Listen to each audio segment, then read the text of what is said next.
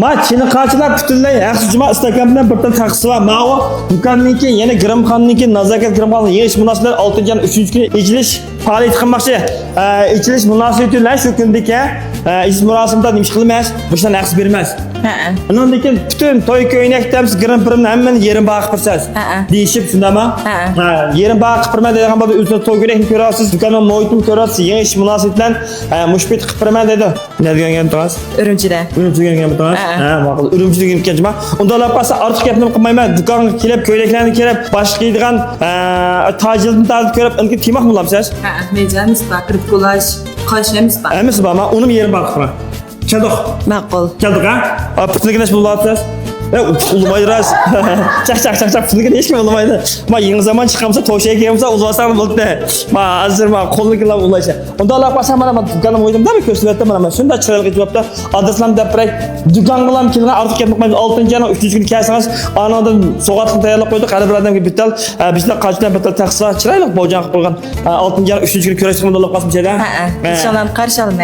Kız valla tima kolaysız. Her zulap yattı cuma. Fakat 20 kız valla yürek bes. Ben çok bilgisiz, resmiyesiz cuma. Bana kızın uzaklaşma kızını yarıştı bana. Bakma, o makıldan o falan yarışmaydı o demeyken bak zala. Ondan başka bana köynekler gözden alamam bir şey baş köynekler mi tüzeyip de.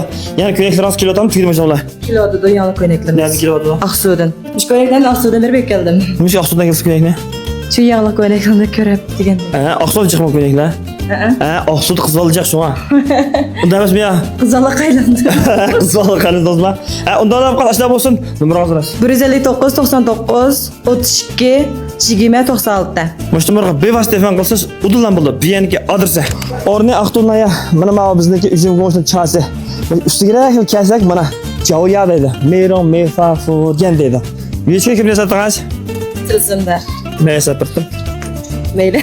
Bu da sapire. Qıçsa qo'ydim. Mana men mash yurishtigim va udullan bir şey qilam kelsangiz mana nazokat kelsangiz unda olib qolsa bütün Aqtun lazım qizni 6. yana 3. kun bir şeyda yoki yerim bor qoyib saqlaymiz. Faqat yurak besib 6 raqam yo'llab kelgan qizlarga tiymoqdan tatib hamini yaxshi qo'ysiz. Yaxsiz qilmiz. Ras yaxsiz qilmiz.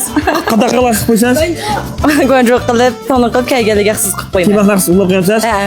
Necha qizlarga? 10. 10 qizlarga mana tiymoqni ulash yaxshi ulab ketdi.